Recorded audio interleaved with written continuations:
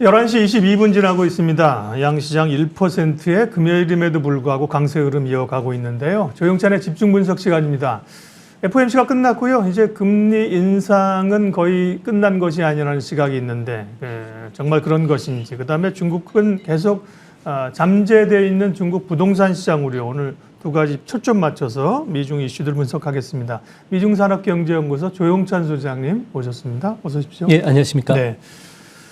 미국 연준에 이어서 두 번 연속 동결, 영국도 동결, 글로벌 중앙은행들이 금리를 동결하는데 금리 인상은 이제 없다, 이렇게 봐도 되는 걸까요? 네, 당장 뭐 CME 패드워치에 따르면은 이제 12월 금리 동결 확률은 80% 정도까지 되고요. 또 내년 6월 달부터는 시장은 금리 인하를 확실히 예측하는 것 같습니다.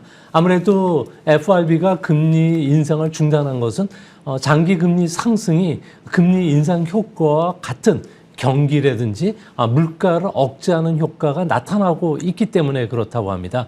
10월 10년물 국채 수익률 같은 경우에는 7월 FOMC 때만 하더라도 3.9% 정도에 달했는데요. 최근 5%를 넘나들 정도로 1%포인트 이상 지금 상승한 상태입니다. 이제 문제는 국채 발행이 늘어나는 앞으로 상황을 보면은 장기 금리 상승이 실질 금리까지 끌어올릴 수가 있는데요. 당장 경제 활동이 위축되고 있다는 점은 모기지 금리 상승에서도 보여집니다. 모기지 금리 상승이 평균적으로 7% 중반까지 일어났는데요. 이 때문에 현재 미국에서는 기존 주택 시장이 좀 침체 국면에 빠져들고, 이는 시차를 두고서 개인 소비까지도 위축시킬 수가 있기 때문에 그렇습니다. 이 때문에 이제 물가 상승세가 꾸준히 지금 하락하는 추세에 있다는 점에서 내년도에는 뭐 주시장의 반등을 크게 기대해 볼 수 있지 않나, 이런 생각도 하게 됩니다. 네. 뭐 여러 변수들이 여전히 있는데요. 중동 리스크도 있고 한데, 미국만 보면 이제 1년 남은 대선의 영향권이 점점 다가오는 것 같습니다. 그러니까요. 공화당은 뭐 트럼프를 대체할 인물이 없는 건지, 대선 관련돼서는 지금 어떻게 진행돼 가고 있는지 좀 알려주세요. 네, 공화당 안에서 트럼프의 지지율은 무려 58%, 부동의 1위라고 합니다. 2위는 그 플로리다 주지사인 디센티스인데요. 이분 같은 경우는 13%이기 때문에 확연히 지금 차가 나는 상황입니다. 전국 그 유권자를 대상으로 한 여론조사를 보면 트럼프가 45대 그리고 바이든이 44.5% 정도 되는데요. 거의 오차 범위 내에서 지금 접전이 벌어지고 있기 때문에 현재 그 미국에서 당장 대선이 치러진다면 트럼프의 당선 가능성이 좀 높지 않나 보여집니다.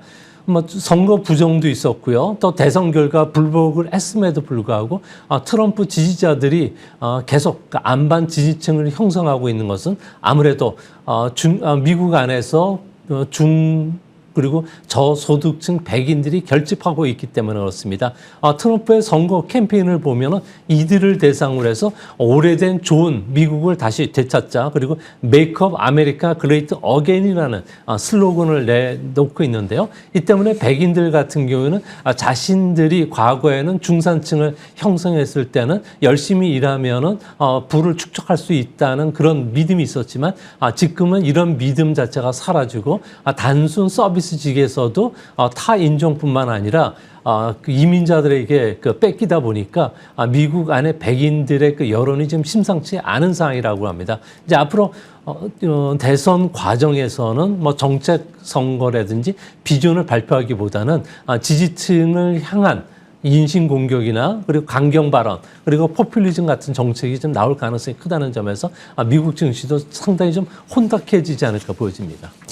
보통은 그렇게 확실한 지지층을 콘크리트 지지층이라 그러는데 안반 지지층이라고 얘기하신 게 되게 인상적입니다. 중국 얘기로 가겠습니다. 중국은 경제 소비가 조금 좋아지는 듯 아닌 듯, 그런데 수면 밑에 있는 부동산 문제는 계속해서 청산도 아니고 해결도 아니고 그렇습니다. 헝다그룹에 대해서는 청산 심리가 홍콩 고등법원에서 열렸다고요? 어떻게 돼가는 겁니까? 홍당? 네, 홍콩에 열리고 있는 청산 법원들 같은 경우에는 12월 4일까지 구체적인 구조조정 계획, 그리고 경영 정상화 계획을 제출하지 않는다면은 법적 정리 절차에 들어가겠다고 마지막 경고를 하게 됐는데요.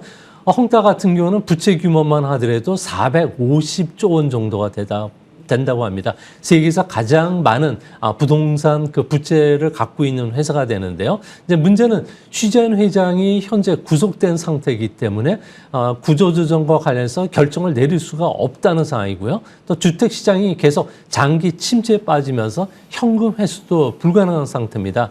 이 때문에 이 한 달 안에 물리적으로 해결하기가 상당히 어려워지게 되는데요. 앞으로 한 달 뒤에 법적 정리 절차가 개시된다면은 헝다 같은 경우는 280개 도시에서 현재 1,300개에 달하는 프로젝트들이 진행되는데 이게 올스톱이 될 가능성이 크다고 합니다. 이렇게 되면은 아무래도 연쇄 도미노 부도 현상이 일어나게 되는데요. 뭐 중도금을 냈던 주택 청약자들 같은 경우에는 고스란히 돈을 날리게 되고요. 하청 기업은 공사 대금을 받지 못할 뿐만 아니라 금융기관도 타격을 받기 때문에 중국 금융시장의 쓰나미가 다시 몰려올 수 있다는 점에서 12월과 내년 1월 중국 증시뿐만 아니라 금융시장도 한 번 더 요동칠 가능성이 있지 않나 이렇게 보여집니다. 네, 더 최근에 이 중국의 부동산 그룹은 이제 비구이 위안인데요. 예. 헝다 것도 아직 해결이 안 돼서 이렇게 질질 끌고 있는 그런 상황들입니다. 그런가 하면 시진핑 주석이 전국 금융공작회의라는 데 참석을 했다고 하는데 우리가 연말에 이제 경제공작회의 이런 거는 이제 조금 익숙합니다. 내년도 경제 방향을 설정하는 건데 이 회의는 뭐고 지난번 또 인민은행 방문했다고 해서 이슈가 됐잖아요. 금융 쪽으로 뭔가 좀 대책을 내놓으려는 움직임으로 해석을 해야 되나요? 네, 전국 금융공작회의는 5년에 한 번 개최가 되는데요. 네. 작년에 개최가 돼야지만 됐었는데 아무래도 그 당시에는 상하이를 비롯해서 연안 주요 도시들이 코로나로 인해서 도시 봉쇄가 됐었습니다. 이 때문에 1년 뒤인 이번 주에 열리게 됐는데요. 여기에서는 소문난 그 잔치에 먹을 것이 없다는 이야기가 고스란히 맞는 것으로 보여집니다. 경제 내관인 부채 문제 해결에 좀 더 적극적으로 나서면서 금리 리스크를 해결하자고 했는데요. 하지만 현재 중국에는 부동산 개발회사들 같은 경우에는 외화 채권만 1,750억 달러 정도를 발행한 상태입니다. 이 중에 70%는 사실상 디폴트된 상태고요. 이제 앞으로 5개월 안에 만기 상환 채권들이 무려 605억 달러 정도가 되는데 이 중에 3분의 1 정도가 되는 200억 달러는 고스란히 부실화될 가능성이 높다고 합니다. 또한 그 지방 부채와 관련해서 당 정부 차원에서 해결하는 게 아니라 해법을 모색하겠다고 했는데요. 부실채권과 관련된 문제와 관련해서는 폭탄 돌리기를 하는 것은 아닌가 보여집니다. 지방 정부들 부채 규모 같은 경우는 일경 7천조 원 정도가 된다고 합니다. 이런 게 현재 그 부동산이 위축이 됨으로 인해서 사실상 해결이 좀 어려운 상황으로 보여지고요. 또 부동산과 금융 부분에 선순환을 도모시키겠다는 게 주요 그 해결 방안이 될 수 있다고 봤는데 현재 중국의 부동산과 관련해서는 2025년까지 과잉 공급됐던 물량들이 해소가 불가능한 상태입니다. 가격 하락이 계속될 수밖에 없다는 점에서 은행들의 그 자본 부족 사태들이 내년도에는 본격적으로 일어날 수 있다는 점에서 회색 코뿔소 출현도 가능하지 않을까 보여집니다. 헝다나 비구이안 말고도 이제 중국의 부동산 기업들은 여러 기업들이 어려움을 겪고 있는 걸로 알고 있고 그 과정을 설명해 주셨는데 글로벌 헤지 펀드들은 이런 중국의 부동산 개발 기업들에 오히려 투자를 한다고요? 뭐 어떤 식으로 투자를 하는 거예요? 네, 위기는 기회라는 말이 있는데요. 네. 헤지 펀드들 같은 경우는 돈 냄새 하나는 기가 막히게 맞는가 봅니다. 아무래도 부동산 개발 회사들이 유동성 위기에 빠지면서 주가뿐만 아니라 채권 가격이 20분의 1 토막, 소위 말해서 동전 주가 내지 동전 채권 가격까지 떨어졌는데요. 이 때문에 헤지 펀드들 같은 경우는 자신의 나름대로의 그 기업 가치를 따져서 투자하는 것이 아니라 돈 냄새를 맡아서 나름대로 자신들이 갖고 있는 노하우라든지 경험을 가지고 이 기업들을 초기서부터 채무 조정 계획에 들어가고 있다고 합니다. 헝다 같은 경우에는 차이나 아오이엔 그룹뿐만 아니라 꺼징 타이프 그룹이라는 헤지 펀드들이 참여를 하게 되는데요. 자산 매각을 통해서 어느 정도 경영 정상화 시켜놓고 주가가 주가가 오르거나 채권 가격이 올라갔을 경우에는 판다고 합니다. 근데 이 회사의 그 헤지 펀드들의 주요 주주들을 보면은 중국 지도자라든지 고위 간부 자제들이 상당 부분 포진되고 있는데요. 예. 이들이 금융기관뿐만 아니라 법원, 은행에 압력을 넣어서 대출이라든지 구조조정과 관련된 부분들을 푼다고 합니다. 그리고 나서 주가라든지 그리고 채권 가격을 좀 끌어올린 뒤에 매각을 하기 때문에 앞으로 중국 안에는 많은 돈 벌 기회들을 찾는 헤지 펀드들이 몰릴 가능성이 있지 않나 보여집니다. 네, 주로 이제 뭐 글로벌 서구 자금이 아니고 또 내부적인 그런 기회를 아는 사람들의 자금이 헤지 펀드로 몰려가는 거군요. 중국은 이제 연말 소비에 대한 기대감들이 좀 있습니다. 소비 지표도 조금 일부 살아나는데 11월 11일 이제 중국판 블랙 프라이데이 광군제 세일 행사잖아요. 네. 이번에 이제 소비에 좀 불을 붙일 수 있는 계기가 될 수 있을지요?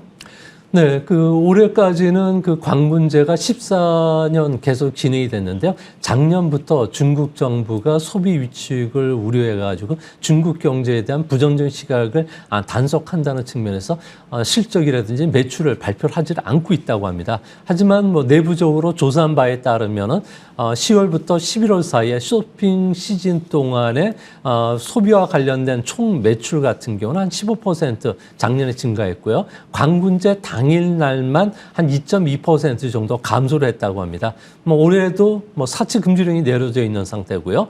부정부패 단속이 진행이 되기 때문에 알리바바라든지 징둥닷컴 같은 경우에는 아무래도 그 해외 스타들을 참석해서 화려한 개막쇼를 한다든지 또 매출 전망을 내놓는다든지 뭐 이런 그 사전 홍보 활동과 관련해서 상당히 좀 보수적으로 보고 있다고 합니다. 이 때문에 올해 광군제 그 소비 특수는 작년이나 이전보다는 조금 못하지 않을까 하는 그런 분위기가 있다고 합니다. 네.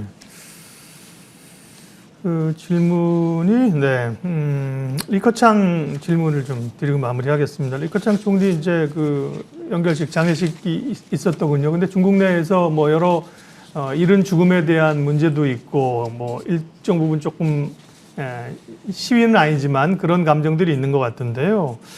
사인은 뭐 수영하다가 심장마비라 그러는데 중국 내 이런 것들이 좀 앞으로 노이즈가 될 가능성 이런 거는 크지 않습니까?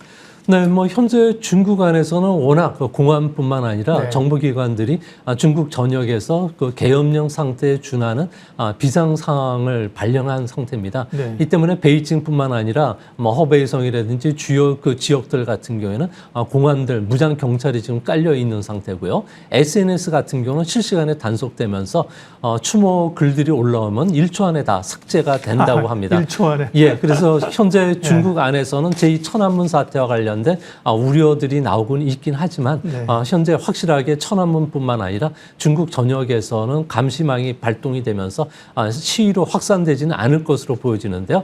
하지만 중국인들 사이에서는 비운의 그 이인자 네. 그리고 인민의 총리 고인의 개혁의 길은 반드시 계승하겠다는 이야기들이 계속 나오고 있다는 점에서 시진핑이 향후 정책을 펴는데 상당히 좀 어려움이 있지 않을까 보여집니다. 당장 경제 문제와 관련해서도 이를 해결해야 되는데 리커창 총리처럼 중국 그 서민들에 대해서 애틋한 감정으로 일일이 챙겼던 그런 총리가 현재는 아니라는 측면에서 경제 문제 해결이 쉽지 않다는 그런 그 면에서 아무래도 인민들의 여전히 리커창을 추모하는 열기는 계속 진행이 되지 않을까 생각이 됩니다. 네. 조영찬의 집중분석 오늘 여기까지 하겠습니다. 미중산업경제연구소 조영찬 소장님 함께했습니다. 고맙습니다.